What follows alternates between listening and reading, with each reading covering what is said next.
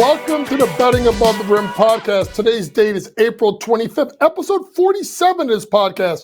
In today's podcast, we get into three topics, I guess you could say. Number one, we'll recap in the game twos of game threes that are going to be played on Friday. We'll have the Bucks heading to Indiana in a 1-1 series. We'll have the Clippers head to the Mavericks, also in a 1-1 series. And we will see if Phoenix can get a win after going down 0-2 to Minnesota. Next, we'll look at a couple of awards that were announced in the last couple of days. First, Tyrese Maxey winning Most Improved Player. I'll talk to you about whether I think that was the right person to receive the award. And then we'll end today's podcast talking about the pride of Asbury Park. Everybody knows I'm from Neptune. Naz Reid from the town over. Naz winning the Sixth Man of the Year award. And let's get started with a recap of game number two between Indiana and Milwaukee. If you heard me talk about this and previewing this game last podcast, my thought process generally was that Indiana needed to play with a little bit more pace. They needed the game to get up and down. You saw the over-under, folks, go from 230.5 to about 220 to 222.5, 223.5. So to me, when I saw the numbers come down, my thought immediately was, this had to be a running game, and Indiana had to get out in transition. And boy, did they do so as Indiana takes down Milwaukee 125 to 108 to even the series at 1. And obviously, first off, we got to talk about the play of Pascal Siakam. A Pascal Siakam that had 37 points, 11 rebounds, and 6 assists. Miles Turner bounced back game with 22, 7, and 6. Nembhard, 20 points. Also, the fact that we still aren't getting high-scoring games out of Tyrese Halliburton. On the flip side, Dame time was on time. 34, 4 and 5. Brook Lopez, 22 points, 1 rebound. Lord have mercy, you're 7'1". I still don't get it. And Chris Middleton, 15 points, 5 rebounds, and 6 assists. But to me, we really have to start with Pascal Siakam, which has been, it's taken him a little bit of a while to kind of put his mark on this team. But through the first 2 games, folks, he has been by far the best player for the Indiana Pacers. 30 points in both games. Think about this, folks. If he didn't score 30-plus points in game number 1, they lose by 30. That's how good Siakam has been. So Pascal, who's really starting to get into his groove with Indiana, was absolutely fantastic. You can look at Miles Turner. A Miles Turner that did not shoot the ball well in game number 1 in that 109-94 loss. Miles Turner shot 5 out of 17, 3 of 9 from 3.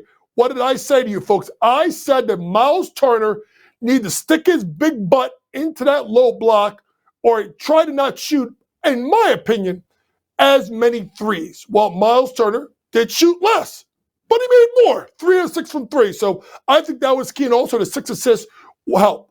Now, Nembhard was great as well with 20 points. Tyrese Halliburton, who did not score well, is not taking as many shots, folks, but he still got 12 assists and was a plus 17, and he got the game moving up and down. Last guy really quick from Indiana I talked about was Obi Toppin with 9 points. I said that he's got to get involved in transition. Now, he shot 1 of 5 from 3. That's not Obi's game. Obi's got to get up and down and run. But Obi Toppin, 9 points, 8 rebounds, and 21 minutes. He should be able to go over his points prop every game as long as you don't have Giannis. So when you get to game number 3, when you are a road team, all you want to do, folks, is you just want to get a split, right? The adage is the playoff series don't start until a road team gets a win. Well, the road team got a win. So now Indiana's in the driver's seat right now with this game. So it should be pretty important how this game goes. Over 222.5. I think, folks, the game goes over. Regardless of who wins, I think Indiana plays with pace. I think Indiana's the better team without Giannis. And I will say this, folks. I want you to think about this. Even if Giannis comes back in this series, if I'm Rick Carlisle, ready? I run more. Because there's no way Giannis comes back and he's healthy. I expect this game to go up and down over 222.5. Also, Chris Middleton, I did think I saw today, is questionable now. So that would be something to watch, as Chris Middleton has played pretty well in these first two games. Obviously, a double-double in game one.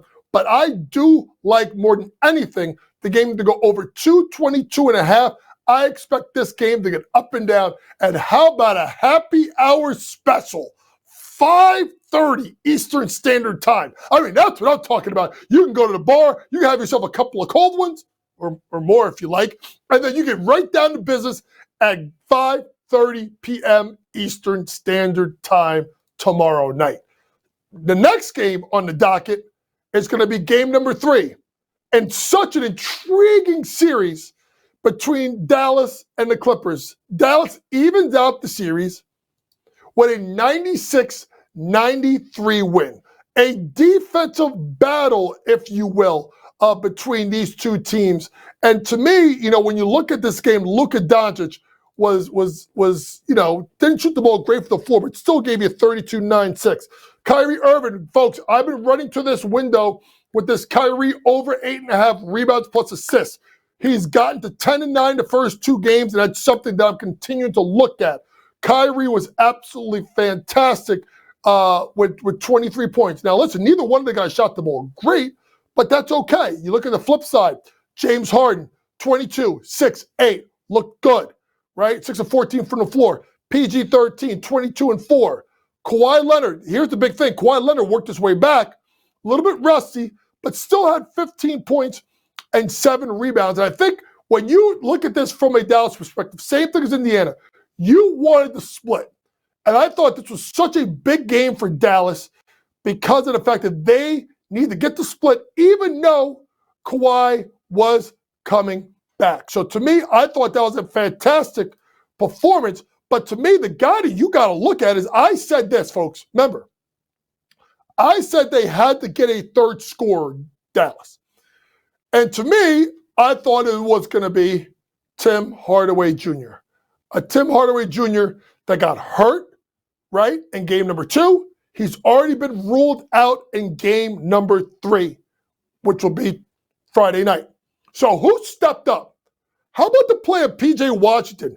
18 points, 3 out of 4 from downtown, 6 rebounds, plus 6, right? He was really, really good. And they got some contributions from Maxey Kleber with 6 points, 6 rebounds. I'm a little surprised they've kind of pulled the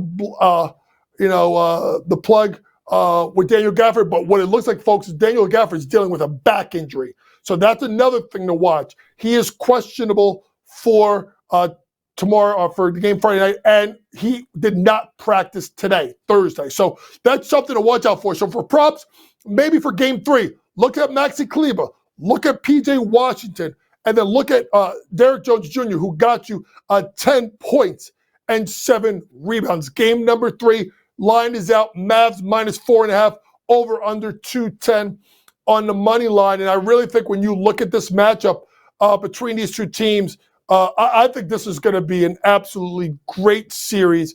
And it really can go either way here in regards to what you're thinking. But if you think about the trends head-to-head with these teams, right? Over-unders during the regular season, 218 for game number 2, it went under. 226, game number 1, game went under. 240, 232, right? These are the numbers, right? The last time they went over their number was 232. It was a 144-126 win by Dallas in November. Folks, that's not happening, right? That's not happening. You just see these numbers come down because of the half-court basketball game. 210.5. I actually think we could see this game stay under in this. Both teams really are the biggest transition teams. I think they're willing to play it to half-court game and rely on the shot makers and shot creators. So under 210.5 we'll look for, and I'll look at Dallas to take a 2-1 series lead. Last game, and maybe the most important game to me to be played Friday night, is game number 3 between the Timberwolves and the Suns. Game number 2, 105-93 win by the Minnesota Timberwolves, covering again in a game where Devin Booker played better, gave you 20, but Kevin Durant did not. shooting 6 of 15 from the floor with only 18 points. Eric Gordon, the wily veteran, been around a long time, did score the ball a little bit, but the problem that you're going to have with this Phoenix team, folks, is the fact that they still can't get all three of these guys to play well right now. Grayson Allen still does not look well with that ankle injury, only 3 points in 17 minutes. He is questionable for tomorrow night's game. Yusuf Nurkic was much better. I talked about him having a rebound, 10 points, 14 rebounds. I told you they need to go over the rebound prop with him. He did do that, so he will be better. The problem with Phoenix is I just don't think they're athletic enough. I mean, Phoenix looks like the team, guys, that just got old really quick. But it's more than just got old really quick. They don't have like the balance. Like, think about this, folks. Minnesota, Matt, if you could bring back up that graphic here for people that are watching this. With Minnesota, like, look at the fact that Karl-Anthony Towns, 12 points, did not play well, 3 of 7 from the floor, had 4 turnovers, had 4 fouls. You know, Anthony Edwards, 3 of 12, 15 points. But you get Rudy at 18 and 9, and then the biggest guy so far, and I'm going to say this, folks, could be the best player so far in this series. You're going to go crazy. Jaden McDaniels, 25 points, 8 rebounds, 3 assists, some really big threes, a big 3 or 2 in the fourth quarter. And a Jaden McDaniels, who really came into this league and really has been a 3 or D guy, has been really, really good. Now, he only scored 9 points and 6 rebounds, but he kind of gives you that junkyard dog tough mentality. And I think when you look at Phoenix, guys, they don't have that. And this is the problem when you build a big 3 and you got to go use the trade route to go get a lot of these guys. You hurt your depth. You hurt your defense. You hurt your athleticism because you're moving young parts. Phoenix looks old. Minnesota had their 2 best players play poorly, and they won by double digits. What does that tell you about Phoenix? What does that tell you, folks? That this is a must-win for Friday night. Line is out. The Suns are giving 4 points over under 207.5. Think about this. A Phoenix Suns team that has one of the greatest scorers in our generation in Kevin Durant. A Phoenix Suns team that has one of the greatest scorers today in the NBA in Devin Booker. A Phoenix Suns team that has a great scorer over the course of his career in Bradley Beal. And this number is 207.5. Why, folks? This team, Minnesota, can defend. Think about this, folks. In the games that are played this year, here is the totals that Phoenix has put up. 93, 95, throughout the 125 they played earlier in the year, right? 97, okay? Then there was a 133 they put up. Folks, that was November the 15th, right? So the last 3 of the last 4 games, Phoenix hasn't even got to 100 points. So can they get out there and score enough? They better. They better. I do like Phoenix to get this one. I think they're going to try and grind their way back into this series, but it's going to take a big time performances by their 3 main guys. And I would still look at Yusuf Nurkic to notch a double-double and try to keep Rudy Gobert off the board. It's going to be a pivotal time, folks, in Phoenix. Let's be brutally honest. If Phoenix does not win this series, what are you going to do? Frank Vogel just got there. I mean, you're going to fire Frank Vogel after 1 year? The guy won a championship with the Lakers. I will say this. There is not a lot of movable parts. Matt Ishbia, the new owner of the Phoenix Suns, is very willing to spend the money. But can he get the guys? I will say this. Beal is not going anywhere because I don't think he has enough value. If Phoenix gets knocked out in the first round, especially if this is like a sweep or a 4-1 series win for Minnesota, you will see Kevin Durant and or Devin Booker being traded. Now, the thing that I would do is I would try to trade Kevin Durant. Because if you don't trade Kevin Durant, you trade Devin Booker, you're keeping two of the three older players of that core three together. I would keep Devin Booker and I would trade Kevin Durant. But we all know that Devin Booker, for his age, is going to have far more value on the trade market than a Kevin Durant. But it's interesting times coming up for Phoenix, a team that I thought could win an NBA championship. They have not gotten it done, and you're starting to think that it will not happen. And if it does happen, they better come out and get the next two and get this thing level at 2 before it heads back to Minnesota. Let's move on to the Sixth Man of the Year award, where Tyrese Maxey won, Most Improved, I should say, award, in which Tyrese Maxey won this year's award. Tyrese Maxey, fantastic year at 25.9 points per game, 37.3 three-point shooting percentage, right? 6.2 assists. You know, folks, let's be honest. Why is Tyrese's numbers up? Come on, guys. It's his usage rate. He's gotten the ball in his hands more because James Harden isn't there. And he also played long stretches of this year without, if he was not injured, the real MVP of the NBA, and that's Joel Embiid. So if that is the case, then this doesn't make sense to me. Very simply, folks, to me, the most improved player in the NBA was Kobe White. And I will. The problem with this award, folks, is this is often gone to like a guy that's like a budding all-star. Like, that's not what this is, folks. If you pull up Kobe White's stats, Kobe White went from 9.7 points per game last year to 19.1 this year. He shot the ball 44.3% last year, 44.7 this year, better. He shot the ball better from three from a half percentage point, right? He's gotten more rebounds this year. He's almost doubled his assists, right? So Kobe White, who with no Lonzo Ball the entire year, Zach LaVine missing basically the back half of the second half of the year, right? This guy, Kobe White, was outstanding. And look what he did trying to get his team into the playoffs. I'll say it right now, and I got no problems whatsoever. Tyrese Maxey had a hell of a year. Tyrese Maxey should be considered for all NBA. Tyrese Maxey was not the most improved player in the NBA this year. The most improved player of this season was Kobe White, and it wasn't even close.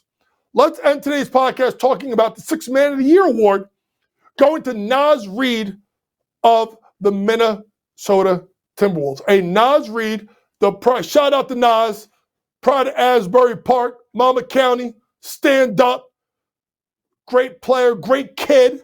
You know, obviously going to Roselle Catholic and playing for Dave Boff and doing a great job.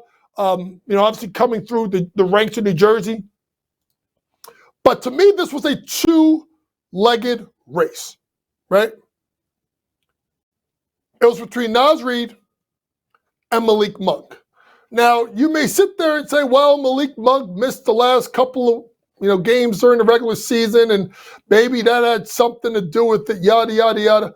Folks, no. Don't do that. Don't do that. This award was correct, and I talked about this beforehand. Naz Reid this year, 13.5 points per game. This is actually 13.5 points per game, right? And 24.4 minutes, right? Think about this, 13.5 points per game, right? And getting your 5.2 rebounds. Shooting the ball 41.4% from three, 47% from the floor, 48% closer.